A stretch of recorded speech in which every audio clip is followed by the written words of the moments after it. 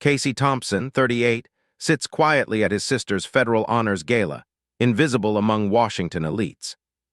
His family thinks he's just another government clerk, a disappointment after dropping out of law school.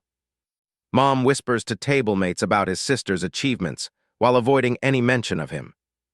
Casey notices a senior agent staring at him from across the room. When the agent approaches their table, Casey's heart races, not from anxiety but anticipation. The man's recognition will shatter his family's decade-long misconception about who he really is. Before we dive in, where are you watching from today? Hit subscribe and let me know in the comments if you've ever been underestimated by the people who should believe in you most. I grew up in a Boston suburb where success wasn't just expected, it was the minimum requirement. My father, Dr. Thomas Thompson, was a renowned cardiovascular surgeon whose patients included New England's elite. My mother, Catherine Thompson, commanded respect as a tenured law professor at a prestigious university. Their shadows were long, and my sister Amanda and I were expected to cast our own impressive silhouettes alongside theirs. From kindergarten, our paths were mapped.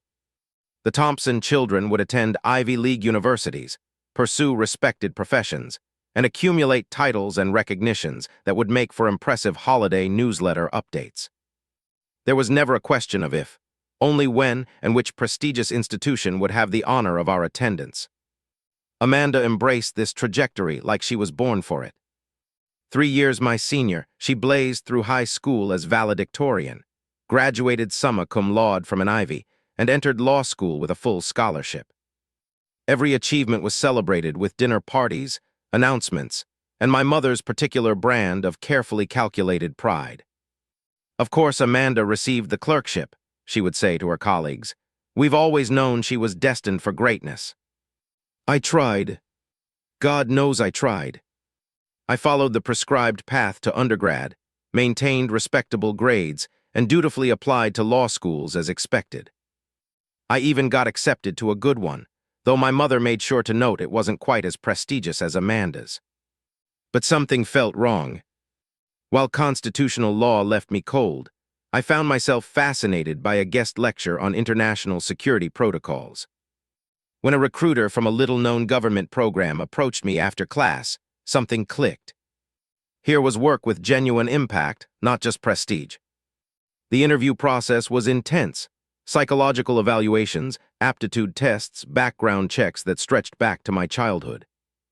When the acceptance came for the specialized intelligence training program, I felt the first genuine excitement about my future I'd experienced in years. Telling my parents was another matter entirely. You want to do what?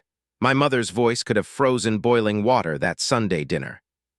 Drop out of law school to become some sort of clerk.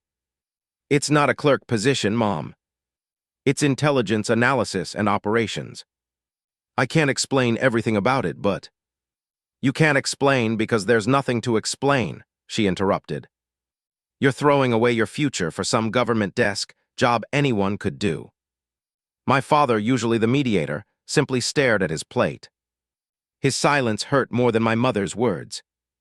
Tommy, my mother turned to him, say something to your son. He finally looked up, disappointment etched in every line of his face. Casey, we've invested everything in your education. Do you understand what you're walking away from? The connections, the opportunities, the life we've set up for you. I'm not walking away from a life, Dad. I'm choosing my own. The temperature in the room dropped another 10 degrees. Well, my mother finally said, her voice clipped. I suppose every family has its disappointments. The conversation ended there, but the repercussions echoed for years. Amanda called later that week, ostensibly to understand my decision, but her questions quickly revealed she shared our parents' perspective. So what exactly will you be doing? Filing reports. Answering phones. The condescension in her voice was unmistakable. It's more complicated than that, Amanda. There are aspects I can't discuss. She laughed. Right. Top secret paper pushing. Got it. Within weeks, family gatherings transformed. Where once there had been questions about my studies and future, now there was pointed silence. My mother introduced Amanda to friends as our daughter, the rising attorney, while I became simply our son, Casey. My father would change the subject when colleagues asked about both his children, deftly steering conversations toward Amanda's accomplishments. I tried once more to explain, showing them the security clearance documentation without revealing classified details. This isn't some random job. The selection process is incredibly competitive. A clearance just means you aren't a criminal, Casey, my mother dismissed. Janitors at the Pentagon have clearances. After that, I stopped trying. What could I say? That I'd been recruited for my analytical abilities. That I was already training for field operations that could impact national security. The program's very first rule was absolute discretion. No specifics about our work left the building, not to friends, not to partners, and certainly not to disapproving family members. So I developed a coping mechanism. I let them believe what they wanted. That I was essentially an administrative assistant with delusions of importance. During holiday gatherings, I endured questions about when I might get serious about my career. At Amanda's law school graduation, I smiled through my mother's introduction of me to her colleagues. Casey works for the government. We're still hoping he'll return to finish his degree someday. The hardest part wasn't the condescension. It was missing the opportunity to share my successes. When I completed my first major analysis that directly informed a critical diplomatic negotiation, there was no one to tell. When I received my first commendation, the certificate went into a locked drawer instead of a frame. When I was promoted to team lead after just 3 years, there was no celebration dinner, no congratulatory calls. Meanwhile, every step in Amanda's career warranted announcement. Her first case as a prosecutor, family dinner, her promotion to senior prosecutor, weekend celebration, her joining the U.S. Attorney's office, professional photographer and catered party. The irony was painful. With each passing year, as my family became more convinced of my mediocrity, my actual responsibilities grew. By 30, I was managing sensitive intelligence operations that occasionally made oblique headlines, operations my family discussed over dinner, completely unaware of my connection to them. "Did you see that breakthrough with the Eastern European trafficking network?" my father would comment, scanning the newspaper. Now that's important work. If only he knew I'd spent sleepless weeks coordinating that exact operation. Eventually, I stopped attending my own promotion ceremonies. What was the point? Sitting alone in a room full of colleagues with proud families seemed worse than not going at all. Instead, I'd take myself out for a quiet dinner and remind myself that impact mattered more than recognition. At least, that's what I told myself to make it bearable. Despite my family's dismissal, my career accelerated at a pace that surprised even me.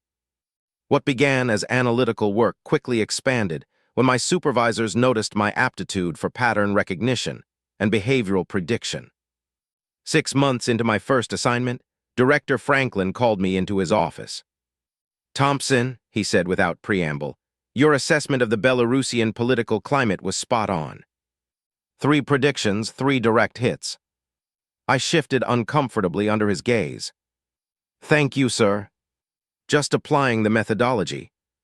"Bull," he replied, leaning forward. "You've got something the methodology can't teach. Natural instinct. How's your Russian?" "Functional but not fluent, sir." "Work on it. I'm assigning you to the Eastern Europe desk effective immediately." That conversation changed everything. Director Franklin became more than a boss. He became the mentor my father should have been. While he never coddled me, he recognized potential beyond formal education, pushing me to develop skills no university could teach. My first overseas assignment came sooner than expected. What should have been a routine information exchange in Prague became complicated when our asset revealed details about an imminent threat. With minimal backup and no time for extended consultation, I had to make judgment calls that would normally be reserved for someone with years more experience. "You handled it perfectly," Franklin told me upon my return. Textbook says pull out and reassess. Your instinct said stay and gather more. Your instinct was right. Within 3 years, I'd established a reputation for calm assessment under pressure. By 29, I was leading my own team, analysts and field operatives who initially questioned my relative youth but quickly came to respect my judgment. We developed a counterterrorism operation that prevented a planned attack on a diplomatic summit, an operation that remains classified but saved hundreds of lives. The operation's success led to an unexpected development. I was asked to create a new intelligence-gathering protocol that would be implemented across multiple agencies. For weeks, I worked 18-hour days, synthesizing years of field experience into a comprehensive framework. When it was finally approved and distributed, I felt a professional satisfaction deeper than anything I'd experienced. What I couldn't have was the simple pleasure of family pride. While I was developing interagency cooperation strategies, family dinners remained exercises in evasion. "So Casey, still pushing papers at that government office?" my uncle would ask. "Something like that," I'd reply, redirecting the conversation. Meanwhile, I was building relationships with international counterparts, intelligence professionals from allied nations who quickly became some of my closest confidants. James from British intelligence became particularly important, one of the few people who understood both the professional and personal challenges of our work. "Never met your family," he commented once after a joint operation, "but I feel like I know them from your stories." "Quite remarkable they haven't figured it out." "Figured what out?" "That you're absolutely brilliant at this. People don't get to your level by accident." I shrugged. "They see what they expect to see." The worst part was the secrets, not the classified information but the personal ones. Missing my grandmother's funeral because I was extracting an asset from a hostile situation. Arriving late to Christmas because an operation went sideways. Fabricating mundane explanations for stress that came from making life-or-death decisions. As years passed, the gap between my family's perception and reality widened to an absurd degree. The commendations accumulated in my safe rather than on my walls. My bank account grew from promotions and hazard pay that I could never explain. I developed skills, languages, tactical training, psychological assessment techniques that I had to carefully hide during family visits. The ultimate irony came at 36, when I was appointed director of the Special Operations Division. The promotion meant commanding respect from agents with decades more experience and overseeing operations with national security implications. The morning of the ceremony, I stood in front of my mirror adjusting my tie, wondering what my father would think if he could see me now. For a moment, I considered inviting my family to the ceremony. Perhaps this, a directorship, would finally be enough. But the thought of their surprised faces, the sudden shift from dismissal to pride, felt hollow. This achievement wasn't for them. It was the culmination of work I'd chosen, challenges I'd overcome, and principles I'd maintained despite their disapproval. I attended the ceremony alone. Afterward, several senior agents gathered around to offer congratulations. "Your family must be incredibly proud, Director Thompson," one commented. I smiled tightly. "I'm sure they would be." That evening, my mother called with her weekly update on Amanda's latest achievement. As she detailed my sister's new position on a Justice Department task force, I sat in my office overlooking the capital city, silently signing authorization documents for an operation that would dominate international headlines the following week. "Are you even listening, Casey?" my mother asked sharply. "Of course," I replied. "Congratulations to Amanda." "Sounds impressive." "Well, some of us have to maintain the family reputation," she said with a sigh. "Will you be coming to Sunday dinner? Your father and I are hosting the Hendersons. Their son just made partner at his law firm." Another subtle dig. Another reminder of my perceived inadequacy. "I'll try," I said, knowing an emerging situation would likely prevent my attendance anyway. By this point in my career, I had learned something my family had never understood. Respect earned through action meant infinitely more than respect derived from titles or degrees. The agents under my command didn't care about my educational pedigree. They cared about my judgment, integrity, and ability to make the right call under impossible circumstances. That realization brought a certain peace. I stopped measuring myself against my family's yardstick and embraced the validation of those who actually understood my work. Still, there remained a hollow space, the simple human desire to be seen and valued by the people who had raised me. While my career progressed in classified obscurity, Amanda's advancement played out like a carefully orchestrated public relations campaign.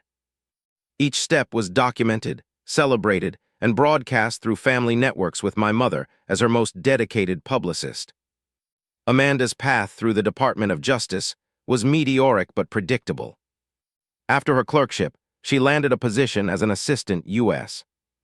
attorney, then steadily climbed the ranks through a combination of genuine talent and relentless self-promotion. Our weekly family calls became recitations of her latest achievements. "Amanda just wrapped up the Wilson case," my mother would announce. "Front page of the legal section." The judge specifically commended her closing arguments. These calls grew increasingly painful as years passed. My contributions to the conversation were met with polite disinterest before the topic swiftly returned to Amanda. Eventually, I became nearly invisible, a ghost participant whose primary purpose was to acknowledge my sister's success. "Casey, are you still there?" my father would ask when my silence stretched too long. "Still here, Dad." "Good. Did you hear what your sister accomplished this week?" Amanda herself evolved from mild condescension to something more grating. Her references to real professionals in government became a recurring theme whenever my work came up. "No offense, Casey, but those of us on the front lines of justice understand the importance of accountability," she would say when discussing a case, implying my work was somehow less legitimate because it wasn't public. I tried maintaining our relationship despite her attitude. When she passed the 10-year mark at Justice, I spent months tracking down a first-edition legal text by her favorite Supreme Court justice, a genuine piece of legal history. At her celebration dinner, she opened it with cursory thanks before setting it aside for my mother's gift. A spa weekend that received effusive gratitude. The imbalance became most apparent when Amanda was appointed to a prestigious interagency task force addressing cross-border financial crimes. The Washington Post featured her in a profile that my mother printed, framed, and displayed prominently in the living room. That same week, I had coordinated an intelligence operation that prevented a foreign assassination on U.S. soil, an operation that would never be acknowledged publicly. My mother's social media became a shrine to Amanda's professional life. After one particularly exhausting operation, I made the mistake of checking her Facebook page. 15 recent posts about Amanda's appearances, awards, and professional milestones. Not a single mention of me in months. I deleted my accounts that day, unwilling to subject myself to the constant reminders of my family's lopsided affection. Amanda's personal life provided yet another avenue for family celebration when she became engaged to Congressman Wallace's son, Jackson, a corporate attorney with political aspirations of his own. The engagement merited a feature in the society pages, which my mother distributed to seemingly everyone in her contact list. "Casey, did you see your sister's announcement?" she called to ask. "Yes, Mom. I sent them a gift last week." "Well, they've set a date. June at the National Cathedral. The Wallaces have connections, you know. My own romantic life suffered under the weight of professional secrecy. Relationships faltered when I couldn't explain sudden deployments, stress from classified operations, or even basic details about my day. My longest relationship ended when Sarah, a literature professor I'd dated for 2 years, finally reached her breaking point. "I don't even know who you really are, Casey," she said as she packed her belongings. "Every time I ask about your work, you change the subject.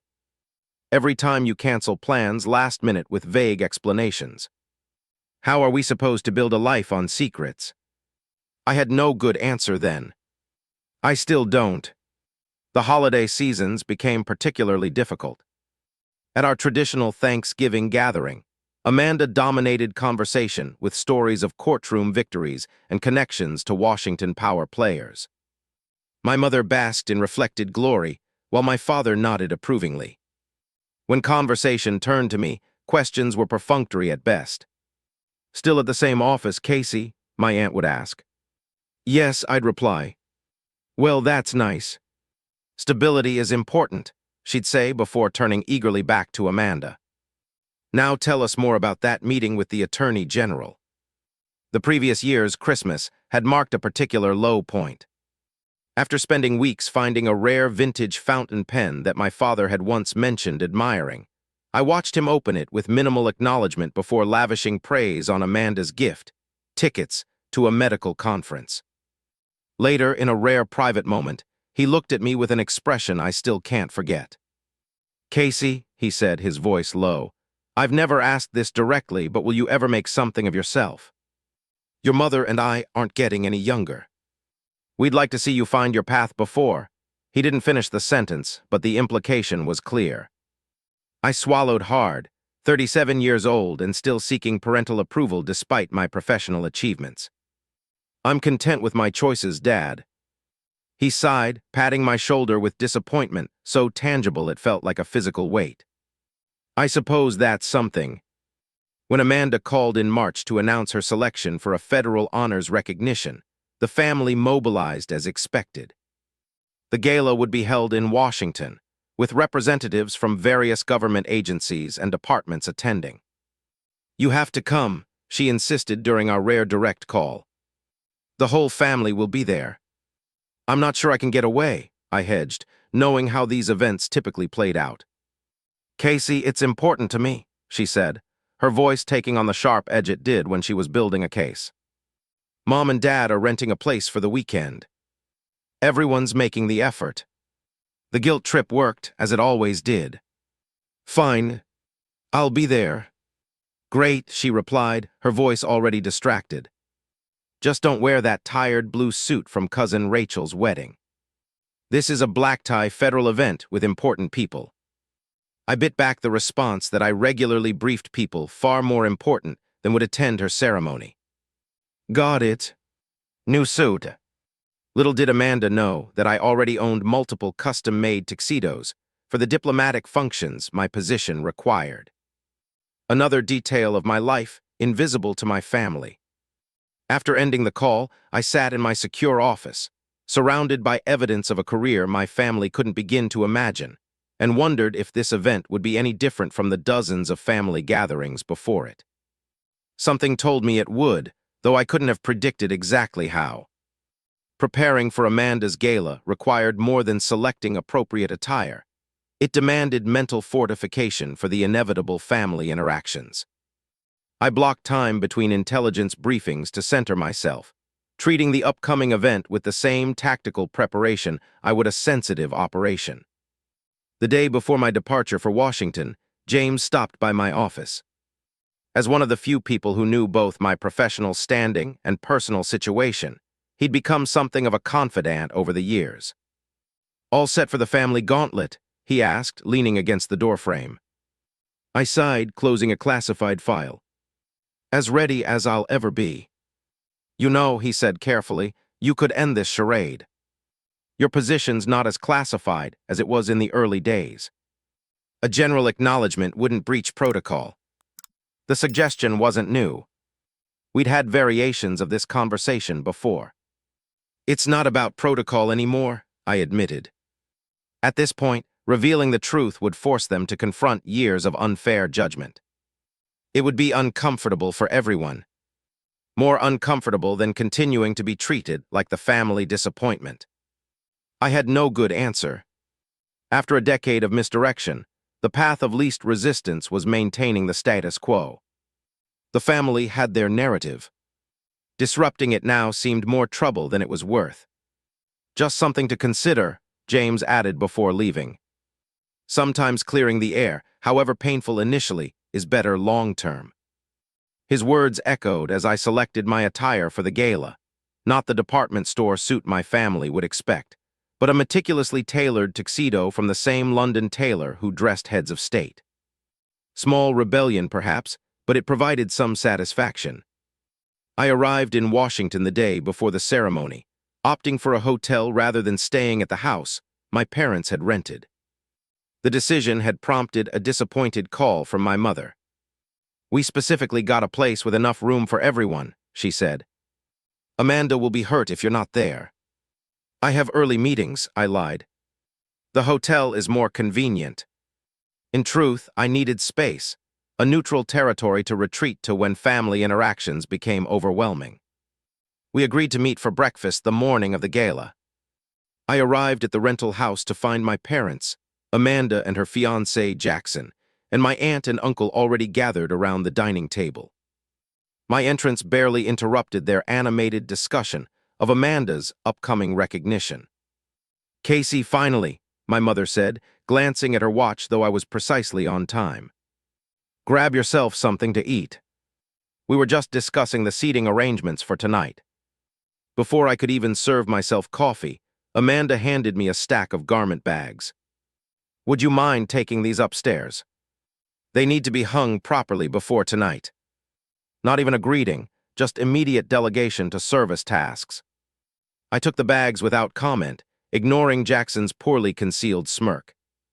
When I returned, the conversation had moved to speculation about which Justice Department officials might attend. "Assistant Attorney General Williams confirmed," Amanda was saying. "And possibly the Deputy Director of the FBI, though that's not certain." I sipped my coffee silently, thinking of the classified briefing I'd received from that same Deputy Director just last week. "Casey, you're being awfully quiet," my father commented. "Nervous about tonight?" "Don't worry, no one will expect you to network at your sister's level." The condescension was so familiar, I barely registered it anymore. "I'm fine, Dad. Just tired from travel." My mother gave me a critical once-over. "I hope you brought appropriate attire. This isn't like your office parties." "I managed to find something suitable," I replied neutrally. Amanda's fiancé, Jackson, leaned forward. "So Casey, still pushing papers at that government office. What department is it again?" "Intelligence analysis," I said, the same vague answer I'd given for years. He nodded with exaggerated interest. Right. Important work, I'm sure." Not exactly center stage like Amanda's prosecution record, but someone has to handle the background details. I merely smiled, thinking of the intelligence operation I'd authorized 2 days earlier that would likely impact several of his clients' international holdings. My mother changed the subject. "We should leave for the venue by 5. The Wallaces are meeting us there, and Congressman Wallace doesn't like to be kept waiting." The morning dragged into afternoon as I was continuously relegated to supporting roles, carrying bags, running errands, being sent to pick up my mother's specially ordered corsage. With each task, the family reinforced their perception of my place in the hierarchy. During a rare moment alone, my father approached as I adjusted my bow tie in a hallway mirror. "That's a surprisingly nice tuxedo," he observed. "Rental? No." He raised an eyebrow. "Must have been expensive on a civil servant salary." I met his gaze in the mirror. "I manage my finances carefully." He sighed. "Casey, I've tried to understand your choices. But seeing you here, still in the same position after all these years while your sister continues to advance, I just want to know that you have some plan, some ambition beyond whatever it is you currently do." The irony was almost painful. Standing before me was a father desperately wanting confirmation of his son's success, while I, holding one of the highest security positions in the nation, couldn't give him the reassurance he sought. "I'm satisfied with my career path, Dad." He shook his head slightly. "Satisfaction isn't achievement, son." We arrived at the gala venue, an opulent ballroom in one of Washington's historic hotels, amid a flurry of security checks and guest registrations. Amanda immediately began working the room, introducing herself to various officials with Jackson in tow. My parents gravitated toward the Wallaces and other connected families, leaving me to navigate the event alone. I recognized at least a dozen intelligence community members scattered throughout the crowd, but maintained my distance. Years of operational security had ingrained the habit of compartmentalization. Even at social events, I kept my professional connections separate from personal ones. Our family was seated at a table near the front, Amanda's recognition ensuring prime placement. As guests took their seats, my mother made introductions to the others at our table, a federal judge and his wife, and two Justice Department officials.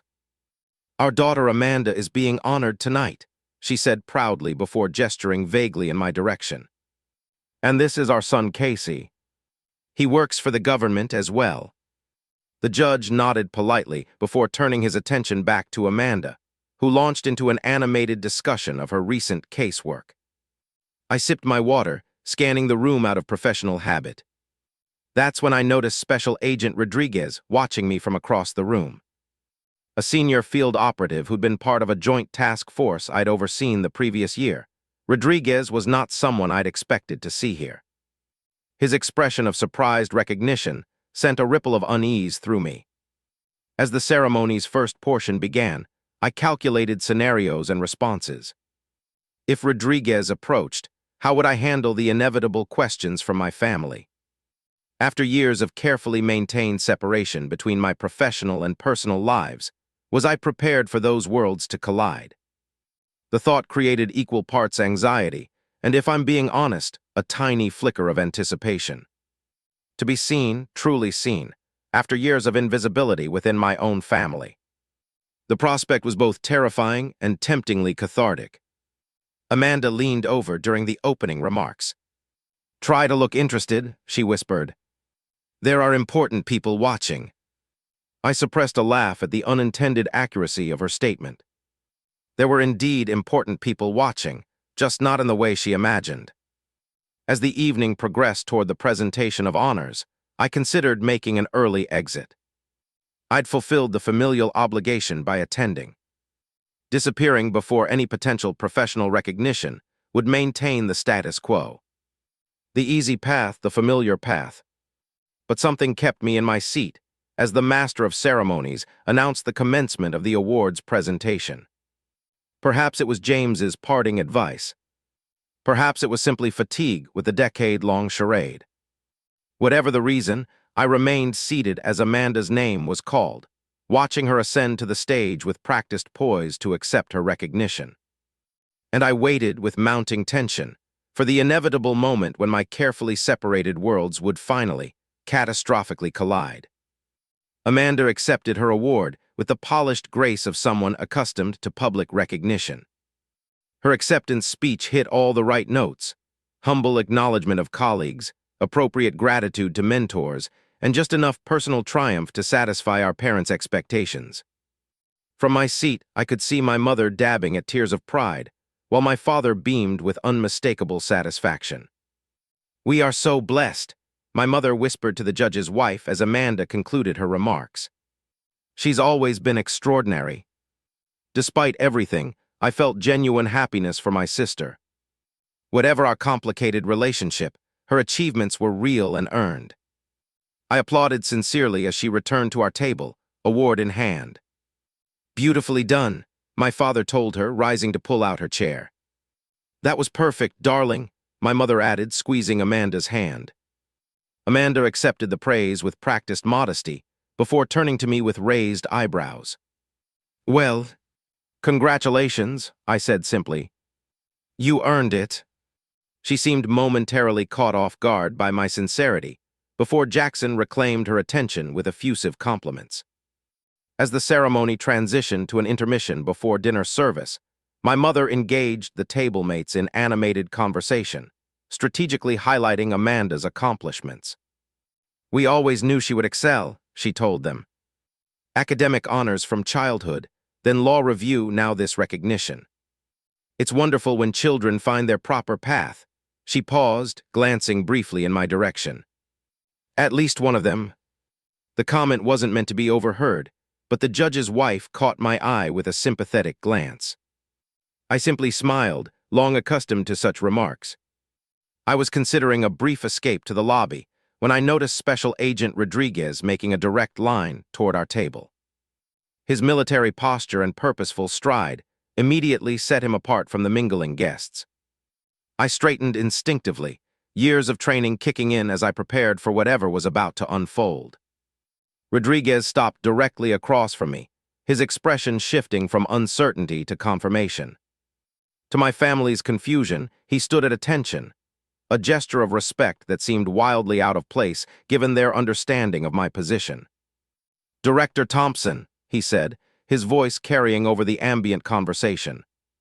"I didn't expect to see you here tonight, sir." The honorific landed like a stone in still water, creating immediate ripples of confusion around our table. My mother's conversation halted mid-sentence. Amanda turned sharply in her chair. My father's brow furrowed in confusion.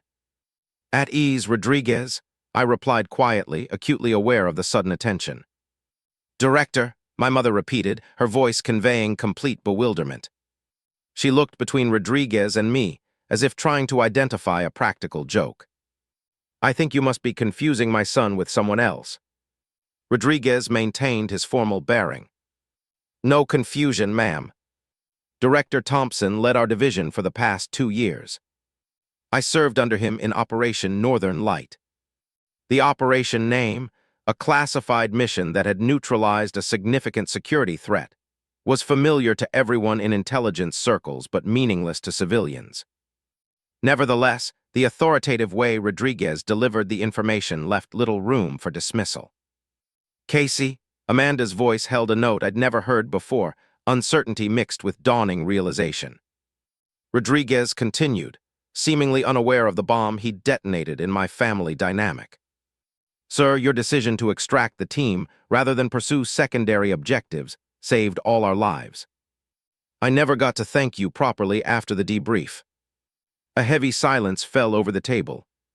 I could practically see my family's collective narrative about me crumbling in real time, years of assumptions collapsing under the weight of this new information. "I think there's been some misunderstanding," my father began weakly. "My son is an administrative assistant in a government office."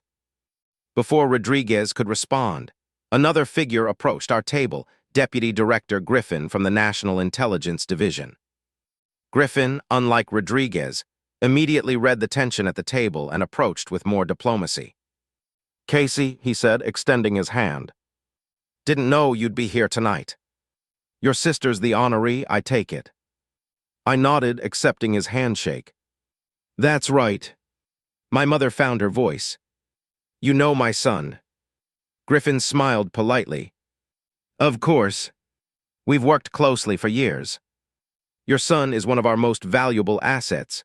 He turned to me. "The Saunders situation resolved favorably, by the way. Your assessment was spot on, as usual." Amanda's fiancé, Jackson, looked like he'd been struck. "Wait, you're not a clerk." I maintained a calm exterior, despite the emotional turmoil beneath. Years of operational control served me well in this moment that might otherwise have overwhelmed me. "No," I said simply. "I'm not." My mother's face had gone pale. "What exactly do you do, Casey?" Before I could formulate an appropriately vague response, a third intelligence community member joined our growing circle, Director Marshal of Foreign Operations, one of the most senior intelligence officials in the country. "Thompson," he nodded to me. "Thought I recognized you across the room. Didn't realize you had family connections to justice."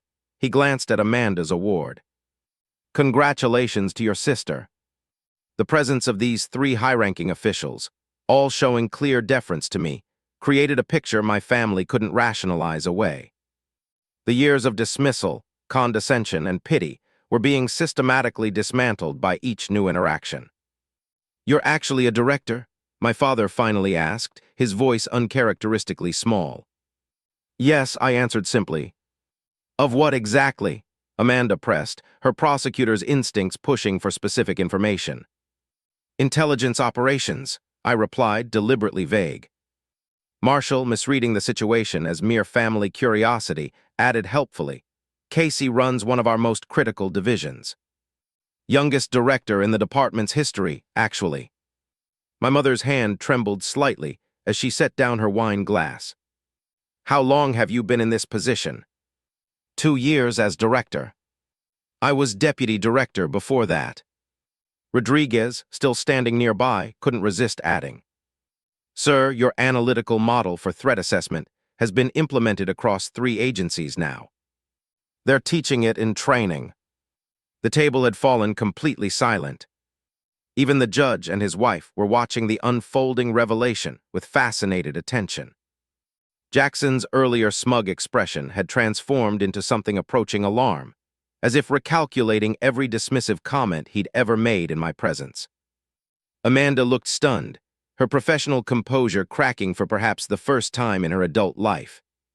Why didn't you ever say anything? She finally managed. I met her gaze steadily. Would it have mattered?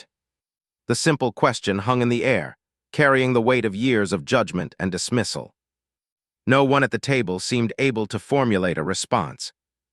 Griffin, sensing the personal tension, smoothly changed the subject. Casey, when you have a moment, I'd like your input on the Singapore analysis. No rush, find me before you leave. Of course, I nodded, grateful for the professional lifeline amid this personal maelstrom. As the intelligence officials dispersed with respectful nods in my direction, my family sat in stunned silence.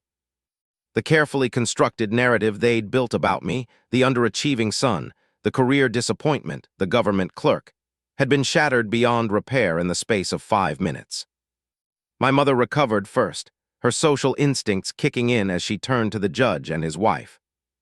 We're so proud of both our children, she said with a brittle smile. Casey's work is just more behind the scenes. The transparent attempt to rewrite history in real time might have been amusing if it weren't so painful. More classified, you mean? The judge replied with a knowing smile. I've worked with intelligence directors before. Crucial work. My father stared at me as if seeing a stranger. In some ways, he was. The son he thought he knew had never really existed, just a carefully maintained cover that his own assumptions had helped create. Amanda leaned toward me, her voice low and intense. We need to talk. Tonight. I nodded once, feeling strangely calm amid the emotional earthquake reshaping my family's understanding of me. After years of invisibility, being truly seen was both vindicating and terrifying. As dinner was served, conversation at our table remained strained and awkward. My parents attempted to process this new reality while maintaining social appearances. Amanda sat uncharacteristically silent, pushing food around her plate. Jackson alternated between confused glances at me and attempted networking with nearby officials, though his earlier confidence had visibly diminished. For the first time in family memory, I had become the center of gravity at the table, not through any action of my own, but simply by having my actual identity revealed. The irony wasn't lost on me. After a decade of family gatherings where I'd been all but invisible, it had taken only moments for the truth to completely reorient our family dynamic. As the gala continued around us, I felt a strange mixture of relief and trepidation. The mask had finally slipped, and there would be no going back to comfortable fiction. Whatever came next would be uncharted territory for all of us. The remainder of the gala proceeded with a surreal quality. My family moved through the motions of social engagement, while visibly processing the revelation about my career. My mother, ever the social strategist, recovered most quickly, though her adaptation took a form I found more irritating than her previous dismissal. Have you met my son, Director Thompson? She suddenly began introducing me to nearby guests, the pride in her voice so newly minted it practically gleamed. I politely deflected these interactions where possible, uncomfortable with her immediate pivot to using my position as social currency, the same position she'd spent years diminishing. As guests began departing, Amanda touched my arm. We need to talk, she said, her voice uncharacteristically uncertain. Privately. We found a quiet corner of the emptying ballroom, away from our parents and the remaining attendees. For a moment, we simply stood in awkward silence, the weight of a decade's misunderstandings hanging between us. Why, she finally asked, a complex mixture of emotions in that single word. Why what specifically? I responded. Why didn't I correct your assumptions? Why didn't I demand recognition? Why did I let you all believe what you wanted to believe? All of it, she said, anger beginning to edge into her voice. You let us think you were nothing. The accusation stung despite its inaccuracy. No, Amanda. You all decided I was nothing. There's a difference. You could have said something. Anything. Would you have believed me without tonight's verification? Or would you have assumed I was exaggerating a minor role? Be honest. She opened her mouth to object, then closed it again, unable to deny the truth. My early positions were genuinely classified, I continued. By the time that changed, the family narrative was firmly established. You all were so invested in seeing me as the underachiever that contradicting it seemed pointless. Tears formed in her eyes, something I hadn't seen since we were children. Do you have any idea how condescending I've been to you? For years. I was there for all of it, so yes. God, Casey. The things I said. Thinking you were just pushing papers while I was doing important work. She pressed her fingers to her temples. And all this time you were what?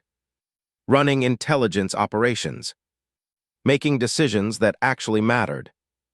Our work is different, not comparable, I said, finding myself in the strange position of comforting her wounded pride. Your achievements are still real, Amanda. She laughed bitterly. Except now I have to wonder if my successful little brother outranks most people I've been desperately trying to impress. Before I could respond, our parents approached, clearly unwilling to wait for their own answers. My mother had composed herself, adopting a hurt expression that I recognized from childhood conflicts. Casey, darling, she began, her voice modulated for sympathetic listeners though none were present. I just don't understand why you wouldn't share something so important with your own family. We've always supported your choices. The revisionist history was so blatant I nearly laughed. Have you? Of course we have, my father interjected, though his voice lacked conviction. We just didn't understand the nature of your work. Because you never asked, I replied evenly. You decided my career was disappointing and never questioned that assumption. Not once in 10 years did anyone in this family express genuine interest in understanding what I actually did. That's not fair, my mother protested weakly. Isn't it? I maintained eye contact, refusing to let her rewrite the past. When I left law school, you said, and I quote, I suppose every family has its disappointments. She flinched at having her words repeated back to her. You dismissed my security clearance documentation as meaningless, I continued. You introduced me to your colleagues as someone who still might finish his degree someday. At every family gathering for a decade, you've made it clear that Amanda was the successful child, and I was the family liability. My father shifted uncomfortably. We may have been overly focused on traditional markers of success. That's quite an understatement, I replied. When was the last time either of you asked about my work with genuine interest? Not still at the same office, but actual questions about what I do and whether I find it meaningful. Their silence was answer enough. I didn't hide my success to hurt you, I said more gently. At first, I couldn't share details for security reasons. Later, it just seemed easier to let you believe what you'd already decided was true. My mother's expression hardened slightly. So you let us look foolish instead. Do you have any idea how we appeared tonight, clearly knowing nothing about our own son's career? Even now, her concern centered on appearances rather than connection. Some patterns never change. That wasn't my intention, I said. But I'm not responsible for the assumptions you chose to make and repeat publicly. Amanda, who had been listening silently, finally spoke. He's right, Mom. We did this to ourselves. Jackson approached cautiously, having maintained a strategic distance during the initial confrontation. His demeanor had transformed completely, the earlier condescension replaced with exaggerated deference. Casey, man, he began with forced casualness. No hard feelings about earlier, right? If I'd known your position. That's exactly the problem, I interrupted. The respect should never have been contingent on my title. He blinked, unaccustomed to direct challenges within the family circle. Right. Of course. My father placed a tentative hand on my shoulder. Son, we're having a small reception at the house after this. Your sister's colleagues, the Wallaces. It would mean a lot if you joined us. The invitation was genuine, but I recognized it for what it was, an attempt to showcase their newly discovered successful son, to revise the family narrative in real time for their social circle. The same exclusionary dynamic, just with my role upgraded from disappointment to asset. Thank you, I said, removing his hand gently. But I have plans. What could be more important than celebrating with your family? My mother asked, genuine confusion in her voice. She still didn't understand. I promised Agent Rodriguez a drink, I improvised, to properly thank him for his service on that operation he mentioned. It wasn't entirely true, but Rodriguez, still nearby, nodded in immediate understanding and agreement. Oh, my mother's disappointment was evident. Another time, then. Another time, I agreed, though without commitment. As they prepared to leave, Amanda lingered. We should talk more. Really talk. When things are less charged. I nodded, seeing genuine regret in her expression. I'd like that. After my family departed, I did indeed have that drink with Rodriguez, who was both apologetic for the inadvertent revelation and clearly pleased to have the opportunity for an informal conversation with his director. I had no idea they didn't know, sir, he said, shaking his head in disbelief. The way you handled the Belarusian crisis made the secure briefing room applaud. I assumed your family would be proud, I supplied. At minimum, he confirmed. We discussed the Northern Light operation, his current assignment, and his family's adjustments to Washington life. The simple professional respect in his manner was a balm after the emotional turbulence of the evening.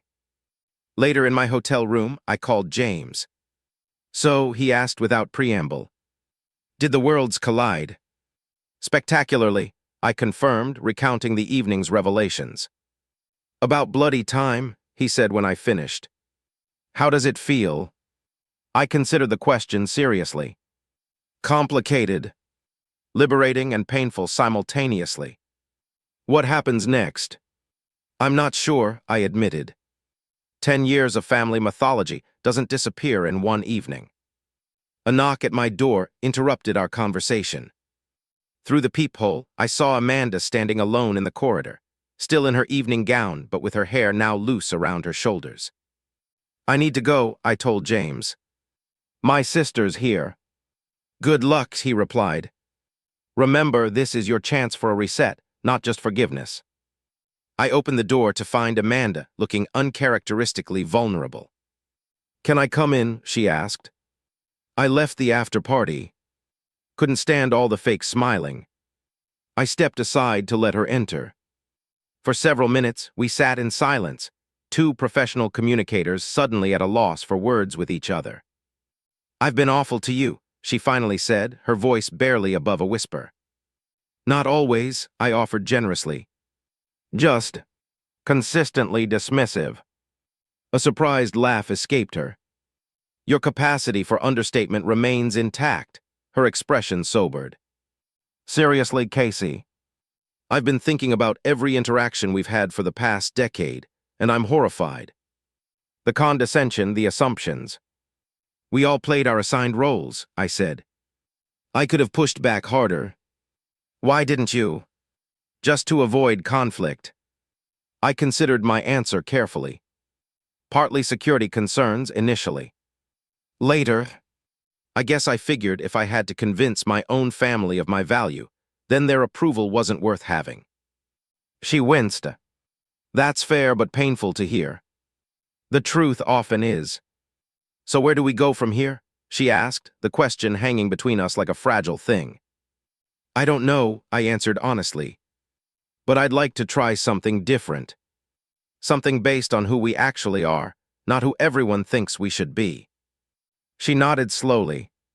I'd like that too. After a pause, she added with a tentative smile, so, Director Thompson, think you could give your big sister some career advice? It was a small olive branch, but a genuine one. For the first time in years, we talked as equals, about our work, our challenges, our actual lives rather than the curated versions presented at family gatherings. It wasn't a complete reconciliation, but it was an authentic beginning. When she left near midnight, something had shifted between us, a foundation for a relationship that might eventually become more genuine than anything we'd shared as adults. I slept better that night than I had in years, the weight of pretense at least partially lifted from my shoulders. Returning to headquarters, the following week felt different. The external circumstances remained unchanged. Same office, same responsibilities, same global concerns requiring attention. But internally, something had shifted. For the first time in my adult life, I existed as the same person across all contexts. The compartmentalization between professional achievement and family perception had collapsed, leaving an integrated identity that, while uncomfortable in its newness, felt authentic in a way I'd forgotten was possible. Director Franklin noticed immediately. "Something's different," he commented during our morning briefing. "You seem lighter." I gave him a brief summary of the gala revelation. He laughed. "About time. Never understood why you let them believe that fiction in the first place. It seemed easier than fighting the narrative. And now I'm not sure what happens," I admitted. "But at least it's based on reality." My mother attempted to visit my office that week, apparently having extracted my workplace location from Amanda. She was politely but firmly stopped by security protocols she hadn't known existed. "I'm sorry, ma'am," the security officer informed her by phone. "Director Thompson is in a classified briefing. No unauthorized personnel are permitted beyond the security checkpoint without prearranged clearance." When I returned her call that evening, her indignation was palpable. "They treated me like a stranger," she complained. "I'm your mother's." "That's how security works, Mom," I explained patiently. "It's not personal.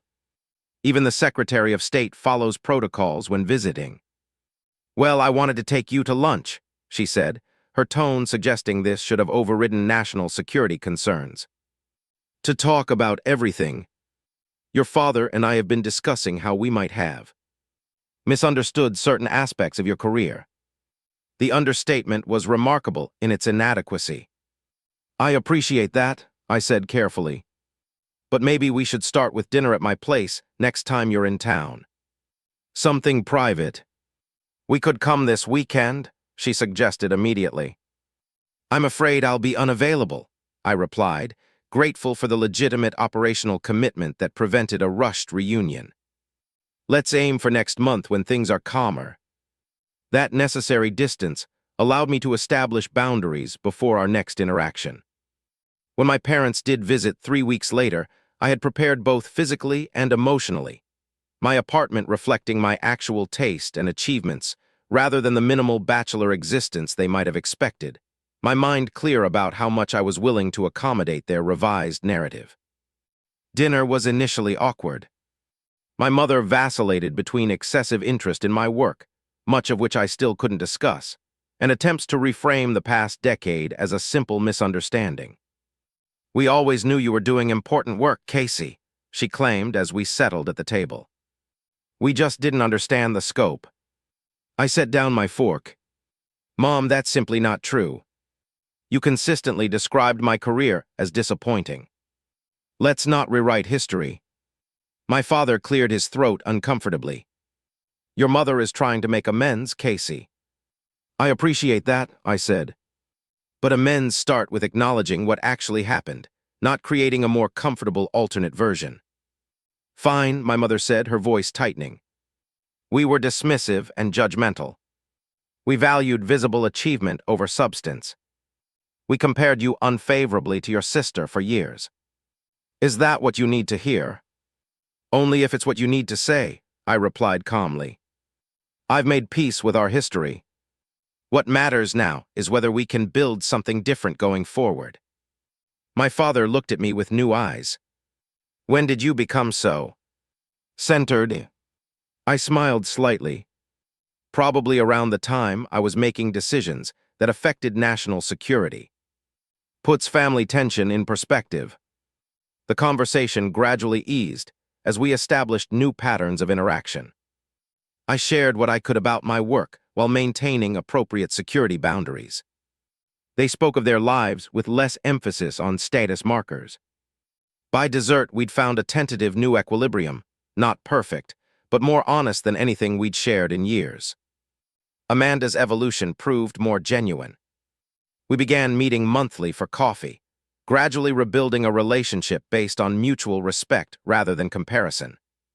During our third such meeting, she asked a question that revealed how deeply she'd been reflecting. "Did you ever resent my success?" she asked directly. "All those years of mom and dad celebrating every little thing I did, while ignoring your much more significant achievements." I considered carefully. "Not your success itself. Sometimes the disproportionate reaction to it." She nodded. "I think I would have been more resentful in your position." "Different personalities," I shrugged. Besides, I had validation in other contexts. My work was seen and valued by people whose opinions mattered professionally. "Still," she persisted, "it couldn't have been easy." "It wasn't," I acknowledged. "But it taught me something valuable. That external validation is ultimately less important than internal conviction. I learned to measure success by impact rather than recognition." Our conversations continued evolving, becoming increasingly reciprocal as Amanda began sharing her own professional challenges rather than just accomplishments. Gradually, we rediscovered the connection we'd had as children before expectation and competition had driven us apart. My relationship with James also shifted during this period of realignment.